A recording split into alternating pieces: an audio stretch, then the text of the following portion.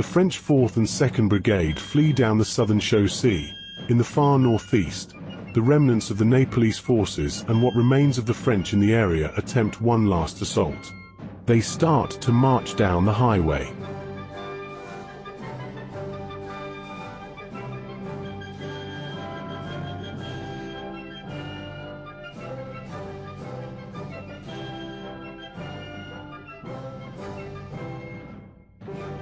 The highway cuts across an open field, before splitting a low hill. Atop that hill sit the Naples battalions with their lancers, and hussars covering the right flank.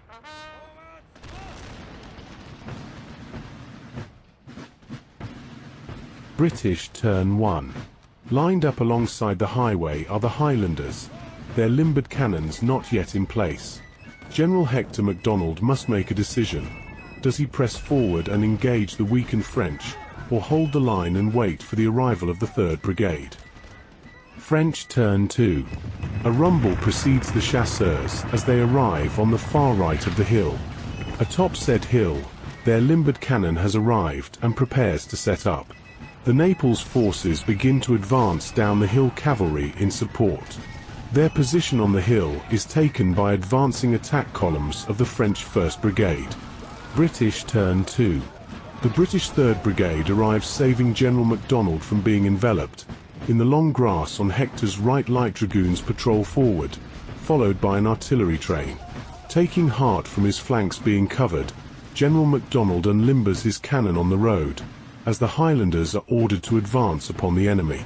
His left flank is secured by the arrival of the heavy cavalry, who have formed a massive column. French turn 3. The remaining French infantry arrive, line after line of resplendent if somewhat weary fusiliers. The French forces remain in place. Their commanders know the troops are weary and morale is low after a run of defeats. British turn 3. Boom! With a roar, the Royal British Artillery begins the conflict. The first casualties are brave Neapolitan men of the line. On the Highlanders' far right amongst the long grass, the light dragoons are joined by their own artillery as the line battalions move up in support. One British battalion secures the line of retreat, while on the far left the heavy cavalry advance around a small forest. French turn 4. The infantry battalions have started to space apart as they advance forward. Fortunately, a regiment of chasseurs has moved to reinforce the lead battalion. On the hill, light cavalry have moved to protect the centre and road, while Voltigeur occupy the forest at the top. British turn 4. All along the front, Royal cannons and mortars continue to drop shells amongst the French lines, taking a terrible toll on the Naples infantry. Sensing the French forces are brittle and that he has the advantage in artillery capabilities, Hector calls the heavy horse back to the Highlanders' line. Conversely, the light dragoons are ordered to lead the battalions of the 3rd Brigade into the weak French flank.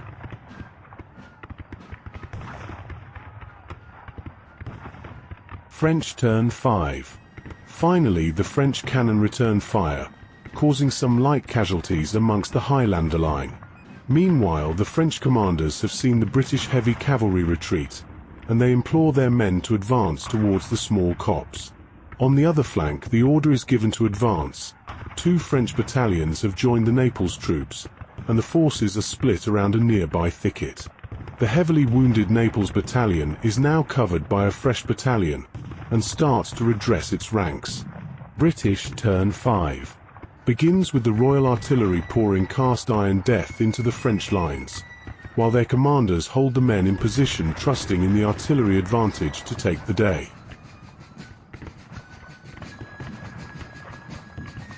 French turn 6. The Neapolitan troops hold their position as the French infantry advance towards the British right flank. On the other flank, the French forces continue to advance, despite the British artillery's oppressive fire, taking control of the copse. British turn 6. Sticking to the plan, the experienced British artillery continues to take a toll on the advancing French forces. While in the long grass, the British line is left behind by the light dragoons, who have charged into the depleted French line. On the highway, heavy cavalry charged into the French lancers, while back behind them more heavy dragoons charged into the chasseurs at cheval. The battle between chasseurs and heavy dragoons proves to be too brutal for the French light cavalry. They break and flee, letting the heavy cavalry continue the charge straight into the marching French line. The overexcited and tired dragoons are easily dispatched with horrendous casualties. The highway melee goes the way of the heavy cavalry, and they chase the lancers all the way to the top of the hill. The Inniskilling regiment makes way for the retreating small detachment, which after witnessing the defeat of the dragoons has wisely decided to fall back. Meanwhile, on the opposite side of the highway, the light dragoons find the going way tougher than expected, and the main regiment breaks and leaves the battle, leaving the small regiment to fall back behind the infantry column. Tired from days of marching and with morale at an all-time low, some of the French fusiliers flee the field. French turn 7. The French commanders find themselves overwhelmed. It takes everything they have to keep the men holding position and stop a mass rout. British turn 7. Their job is not helped by the continuing devastation caused by the British artillery, while the Highlanders charge into the small copse with a mass of heavy cavalry support. General MacDonald senses victory and exhorts his men to push forward and break the French for good. His presence inspires the men to clear the French from the small copse of trees. French turn 8. In all the chaos of the failing French command structure, a random chasseur regiment seizes the opportunity to charge the flank of a small regiment of heavy dragoons. Unfortunately, the heavy dragoons are not phased and easily see off the light cavalry.